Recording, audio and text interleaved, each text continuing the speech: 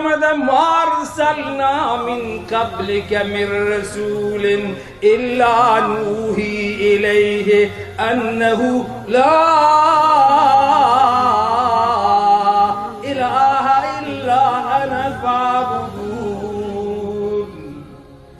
نفرستادیم ای خاتم النبیین، ای محمد رسول الله صلی الله علیه و سلم، قبل از تو هیچ پیغمبری، هیچ رسولی، هیچ پیغمبری نه پیغمبر و پیغام آوری را نفرستادیم قبل از تو مگر اینکه برای او این درس را دادیم، این عنوان را دادیم که بگو لا اله الا انا، نیست هیچ ذاتی لایق عبادت الا انا مگر ذات من، لایق عبادت، لایق بندگی، لایق ندا کردن، فریاد کردن، دعا کردن، درخواست کردن، عبادت قولی برای او بجا آوردن، عبادت بدنی بجا آوردن، عبادت مالی بجا آوردن مگر برای من. الا انا لا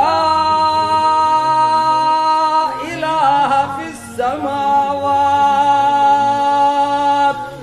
الا الله، لا اله فی الارض إلا الله، لا إله فيما بين السماوات والأرض إلا الله، لا إله فيما تحت الثرى إلا الله، له ما في السماوات وما في الأرض وما بينهما وما تحت الثرى. سورة طه. له ما في السماوات، برأوست الوهیت و عبادت و بندگی در آسمانها، ملائکه در آسمانها، ملائکه مقربین در آسمانها، جمیع خلائق سماوی تمام فقط او را پرستش می کنند. این من شیء الا یسبح بحمده ولکن لا تفقهون تسبیحهم. تمام آنهایی که در زمینند، روی زمینند، چه حیوانند، چه انسانند، چه جبلن، چه حجرن، چه مدرن، چه بحرن، برن، تمام بری بحری، تمام همه و همه عبادت و بندگی او را می کنند که از حیوانات و غیره فقط از زیرو ذوی العقول انس و جنن که از اینها بعضی مشرکن و بعضی بت پرستن، بعضی غیر الله پرستن و بعضی موحد و خدا پرستن، اما در میان بقیه مخلوق مشرک پیدا نمی کنید شما.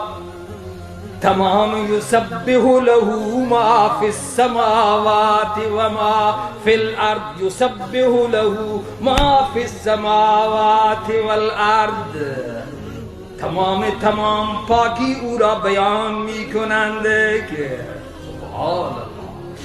آنهایی که زیر زمین ما تحت الثران، آنها هم فقط الله را بندگی می کنند. سبحان الله. همه و همه برای این پیدا شدن و ما خلقت الجن والانس الا لیعبدون.